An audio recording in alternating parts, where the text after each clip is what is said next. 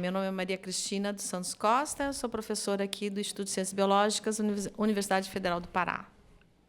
Eu sou Gustavo Nicolas Quintero Mota, estudante de licenciatura em Geografia, pesquisador do GEPEG e do GEPAI, aqui da UFPA e do IFPA, e estou representando o laboratório da cidade. Então, vou escolher uma pergunta para começar.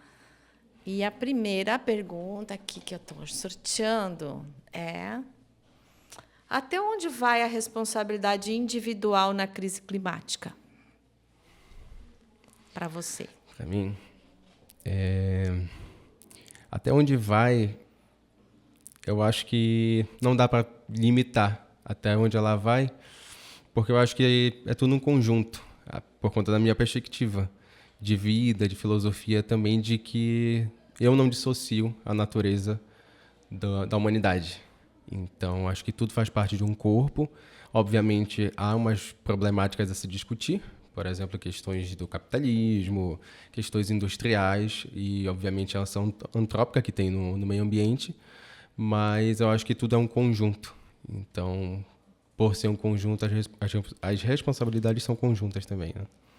Ótimo, eu também concordo contigo, principalmente que todas as ações que a gente faz em relação às mudanças no comportamento, ela realmente tem que vir em conjunto com as políticas que seguem, né? As pessoas só vão mudar a sua forma de utilizar, por exemplo, material não reciclado, ou descartar em qualquer lugar, utilizar excessivamente produtos, ele também parte de políticas governamentais, né, para regular essas empresas que produzem lixo. O que tu acha disso? Eu concordo também, porque justamente volta ao ponto de não dissociar uma coisa da outra. A sociedade é um conjunto de pessoas e, obviamente, o Estado, que é quem promove ou deveria promover essas políticas, né, seja de contenção ou de mitigação desses impactos, eu acredito que é justamente aí que a gente tem que discutir, né? Se não há essa prevenção, se não há essa mitigação, é aí que tem que haver mesmo políticas mesmo, né, como um todo. E para mudar essa perspectiva, né, essa mudança de comportamento na sociedade, a gente tem que trabalhar muito em cima da educação, né, das próprias novas gerações que vão estar com uma outra perspectiva diferente da minha, por exemplo, né, que a gente não, na minha infância não produzia tanto lixos assim como se produz hoje. No entanto, foi a minha geração que alavancou a poluição, né, toda essa questão da indústria e tudo. E acho que eu vou passar para uma próxima pergunta. Perfeito. Tá? Vamos ver aqui. A importância da educação ambiental obrigatória. O que você acha? Bom, eu como professor em formação, né, sou de geografia, e já atuei também em algumas escolas, eu parto do princípio de que as crianças, né, os adolescentes isso é um fato de que eles são o futuro, né, e serão os mais afetados por essas mudanças climáticas. Então, é com eles que a gente tem que trabalhar essa perspectiva, né? De mudar essa perspectiva, de tentar trazer o que eu falei agora há pouco da mentalidade mesmo, de pensar o meio ambiente humano como um conjunto, uma cosmovisão que, por exemplo, os povos originários já trazem, né? Sim. E a gente não dá atenção.